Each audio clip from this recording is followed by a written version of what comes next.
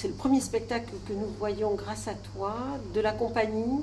L'Atelier du possible. L'Atelier du possible a fait l'impossible, puisque là, il ne s'agit pas d'un spectacle sur un texte classique, édité, il s'agit d'un spectacle à partir du collectage et de la réécriture ensuite, en deux langues souvent, du séjour de la comédienne Dominique Duby dans les bidonvilles autour de Marseille. Voilà, comédienne et écrivaine. Et écrivaine. Voilà, puisque donc elle est allée sur ce qu'il faut appeler les bidonvilles de Marignane et de Vitrolles, et elle est arrivée à se faire accepter en disant pourquoi elle venait là, qu'elle voulait s'intéresser à la vie de ces gens-là.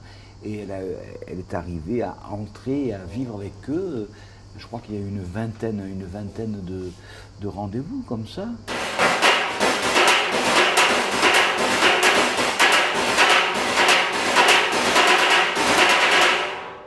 L'idée au départ du metteur en scène, de Bernard Colmé, le metteur en scène de l'Atelier possible, c'est justement d'avoir eu ce souci d'avoir le spectacle en deux langues simultanément. C'est-à-dire que le texte est en français, mais il a eu cette élégance, je crois que le terme est juste, d'avoir une traductrice en roumain qui est là, et pour que les spectateurs de ces bidonvilles, ces Roms, qui viennent voir le spectacle, puissent suivre le spectacle aussi. Ça paraît élémentaire, mais en même temps, c'est une très belle élégance. Et c'est ça qui est magique, parce que dans la salle, il y a des festivaliers, du Festival Off, puisqu'il est dans le catalogue, comme les autres, et il y a des Roms, et ça c'est extraordinaire, et la traduction n'est jamais lourde, car c'est une comédienne qui fait la traduction. Donc voilà, ce qui fait que je pense que on est à la juste rencontre entre le besoin de témoigner, ce qui est un théâtre,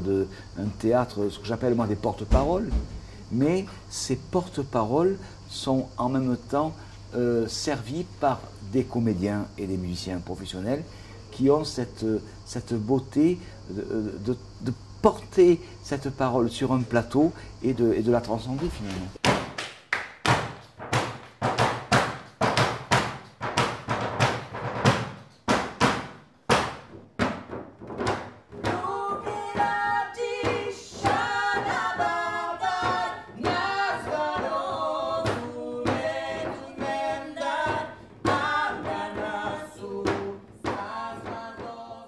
Et alors c'est important parce qu'à un moment donné, dans le texte, on dit pas de mémoire pour nous, pas de mémoire de notre passage, pas d'écrit, pas d'agenda, et c'est pour ça qu'on est toujours en retard.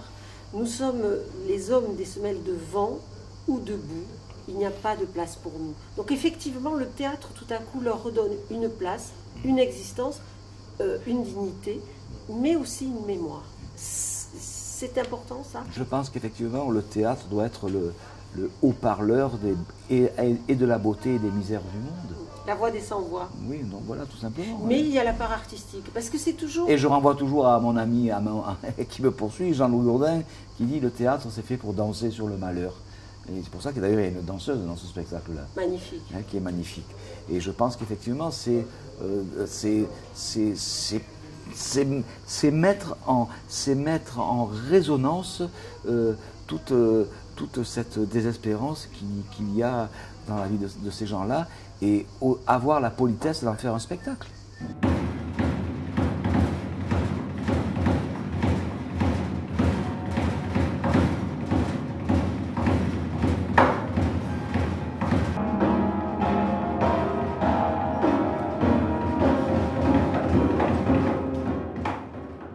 Moi, je me rappelle toujours de la vieille phrase maintenant de Jacques Brel qui disait « il faut avoir mal aux autres ».